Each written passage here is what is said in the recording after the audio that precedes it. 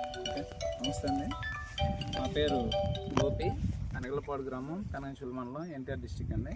అది Shri Lakshmi Teja nursery, Shri Lakshmi తిరుతమ nurseries అండి. ఈరోజు తారీఖు 8/2/2026 పెనంచుల్ గ్రామంలో విఎన్ హైబ్రిడ్ సీడ్స్ వారిది రెడ్ లైన్ ఫీల్డ్ ఉంటే యాజమాన్యం వారు, తర్వాత డీలర్, డిస్ట్రిబ్యూటర్స్ అందరూ చిన్న మీటింగ్ ఉందండి, రండి అంటే వచ్చాము. ఫస్ట్ టైం అండి ఈ లాస్ట్ ఇయర్ వచ్చింది ఈ సీడు. హరిత కిషోర్ గారు అయితేనండి, వీరన్న గారు అయితేనే వీళ్ళందరూ చెప్పున్నారు. మేము ఈ వెరైటీ ఇచ్చున్నాం. ఇది దగ్గరగా చెట్టు 5 అడుగులు ఎత్తండి. నేను 5-10 వరకు ఉంటా, సుమారుగా 5 దాకా ఉంది. కింద నుంచి కాపు ఉందండి. సుమారుగా ఒక్కొక్క చెట్టుకి 400 నుంచి 500 కాయలు ఉంటాయో అనిపించే విధంగా ఉంది. ఈ రోజుల్లో కూడా ఇంకా పూత పిండి అవుతూనే ఉంది. మొత్తం పచ్చికాయ చాలా ఉందండి. ఇంకా ఎకరానికి 5 నుంచి 7-8 క్వింటాల వరకు పచ్చికాయ ఉంది. ఇదంతా కోసుకుంటే ఇది ఇప్పుడు సుమారుగా తక్కువగా 20 క్వింటాలు ఫస్ట్ క్రాపే తగ్గొచ్చండి.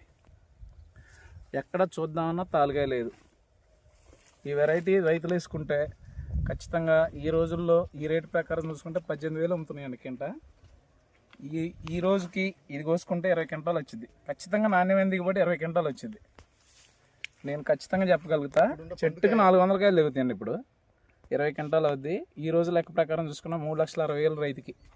ఖచ్చితంగా ఇటువంటి విత్తనాన్ని వేసుకొని రైతులు అభివృద్ధి వైపు వెళ్ళి నాణ్యమైన దిగుబడులు సంపాదించి ₹1 కుటుంబ ఖర్చులకే కావచ్చు, మనం ఆర్థికంగా ఎదగడానికైనా ఇటువంటి విత్తనాలు వేసుకొని ముందుకు వెళ్ళాలని నేను కోరుకుంటున్నానండి. ఖచ్చితంగా ఈ వెరైటీని రైతులు వేసుకోండి. ఖచ్చితంగా మేము రికమెండ్ చేస్తాం. ఈ విత్తనం ద్వారా రైతులు ₹1 సంపాదించుకోగలుగుతారు. థ్యాంక్ యూ అండి.